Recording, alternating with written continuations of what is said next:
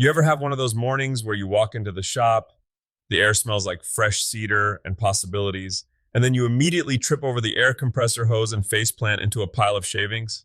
Is that why there's a bandage on your forehead? Or is that just your new fashion statement for 2026?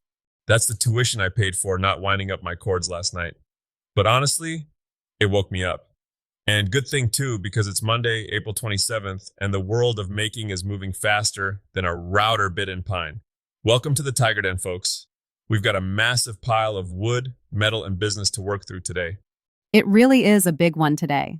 We're jumping from high-tech industrial welding to $92 million soap empires. But before we get to the goats, and yes, we are talking about goats, I want to talk about this beast of a welder you flagged, the Fronius iWave. Oh, Alex, it's glorious. You know how usually if you're switching from TIG, where you're being all delicate and surgical with a foot pedal, to MIG, where you're basically just point and shooting metal like a hot glue gun, you have to lug a different machine over or spend 20 minutes swapping leads? I've seen you do it. Usually involves a fair amount of creative swearing. At least. But this iWave Pro 500i, it's a multi-process system that actually works. You hit a button and it's like the machine just adjusts its entire personality. For a pro shop, floor space is money. If you can do specialized aluminum tie G and heavy-duty steel MIG on the same footprint, you're basically playing the shop layout game on easy mode. It's interesting to see that everything in one trend hitting the pro level. Usually, multi-purpose means it does three things poorly. Exactly. It's like those Swiss Army knives with the tiny scissors that couldn't cut a wet noodle.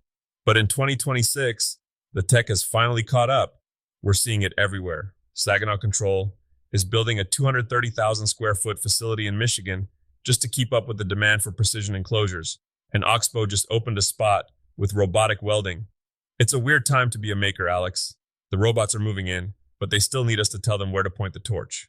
Speaking of needing people, let's talk about the human side. There's a massive push for trade careers right now, but the barrier for a lot of kids, and even career changers, is the buy-in. I mean, a decent set of starter tools can cost as much as a used car. It's a huge hurdle. You're ready to sweat, you're ready to work, but you look at the price of a professional grade fluke meter or a set of solid wrenches, and your heart just sinks. But there's a new program called Bring Back the Trades. They're doing monthly grants of up to $1,500 specifically for tool programs. $1,500? That takes a student from borrowing the teacher's crusty pliers to I have a professional kit. It's a literal game changer. And it's not just about the heavy metal. Train Technologies just opened this advanced technology training center. I was looking at their curriculum. It's not just how to brazing a copper pipe, it's deep immersion software training. Wait, so the HVAC guy who comes to my house needs to be a coder now? Not quite a coder, but he's definitely a systems analyst. These new smart HVAC systems are basically computers that happen to move cold air. If you're the person who understands the software logic and why the compressor is knocking, you're not just a technician anymore. You're a wizard. And wizards get paid the big gold coins. Okay, let's transition from the wizardry of HVAC to the wizardry of marketing. I've been fascinated by this Beekman 1802 story you found. From a herd of goats to a $92 million skincare brand? That's not a side hustle, Tiger. That's a kingdom. It's incredible. Dr. Brent Ridge and Josh Kilmer Purcell, they didn't start out saying, how do we disrupt the skincare industry?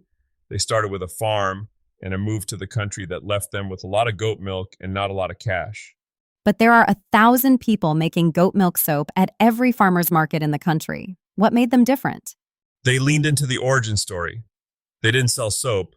They sold the farm. They sold the idea of neighborly beauty. Every time I talk to a maker who's struggling to sell their coffee tables or their ironwork, they usually talk about the wood or the weld. But a customer doesn't just want a table. They want the story of the guy who stayed up until 2 a.m. in a dusty garage chasing a specific grain pattern because he cared that much. So you're saying I have to be a storyteller and a craftsman? Is there anything we don't have to do in 2026? It's a lot, I know. But look at Shopify's new guide. They're basically saying, validate before you vacate. Don't quit your job to make hand-carved spoons until you've sold 100 spoons on social media. Build a minimum viable product. Make the simplest version of your idea, see if the world bites, and then invest in the fancy goat milking machine. Always with the goats. Let's get into the weeds, or the wood, to wrap this up. You were geeking out over a woodworking jig earlier. Is this one of those things that's going to collect dust on my shelf, or does it actually work? The Maker channel has been showing off this new joinery jig that, Look, I pride myself on being able to cut a dovetail by hand with nothing but a rusty saw and sheer willpower. But this thing allows you to get furniture grade joints in a fraction of the time. It's about lowering the frustration floor. The frustration floor?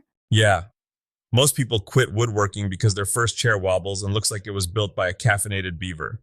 If a tool helps you get a win early on, you're more likely to stick with it for 20 years and eventually learn the hand tool way. I'll admit, seeing a perfect joint come together is pretty satisfying, even if a jig did half the work.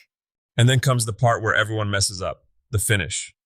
I watched a guy last week put a water-based finish over an oil-based stain before it was dry. Oh no, did it just peel off? It looked like the wood had a bad sunburn, just flaking off in sheets. It's the age-old debate, water versus oil. I use water-based when I'm in a hurry, or I want that natural white oak look because it stays clear. But if I'm working with walnut or cherry, give me oil. I want that wood to look like it's been soaking in a warm bath for a century. I want the depth. So basically, water is for speed and clarity, oil is for soul and richness? That's a better way to put it than I ever could. I have my moments. Listen, if there's one thing to take away from all the tech and the big business stories today, it's this.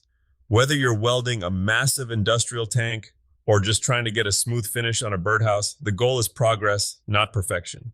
And maybe use the grants, seriously. Free tools? Don't leave that money on the table.